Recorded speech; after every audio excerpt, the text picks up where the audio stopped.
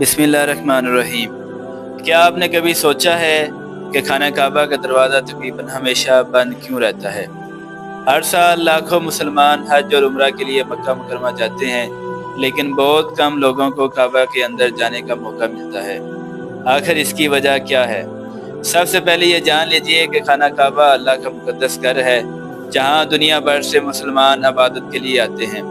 اگر اس کا دروازہ ہر وقت کھلا رکھا جائے تو لاکھوں زائرین ایک ساتھ اندر جانے کی کوشش کریں گے، جس سے شدید رش اور حفاظتی مسائل پیدا ہو سکتے ہیں۔ اس لیے انتظامی اور حفاظتی وجوہات کی بنا پر دروازہ عام طور پر بند رکھا جاتا ہے۔ کعبے کا دروازہ وقتاً فوقتاً خاص مواقع پر صفائی، دیکھ بھال یا مخصوص سرکاری و مذہبی مہمانوں کے لیے کھولا جاتا ہے۔ اب ایک دلچسپ سوال، کعبہ کے اندر کیا ہے؟ اندر ایک سادہ سا حال ہے جس میں چند ستون، خوشبو رکھنے کی جگہیں اور چراغ رکھنے کے مقامات موجود ہیں۔ اندرونی دیواروں پر خوبصورت خطاطی بھی کی گئی ہے۔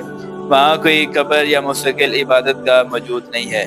اسلام ہمیں یہ سکھاتا ہے کہ اصل مقصد کعبہ کے اندر جانا نہیں، بلکہ اللہ تعالیٰ کی عبادت، تقوی اور اخلاص ہے۔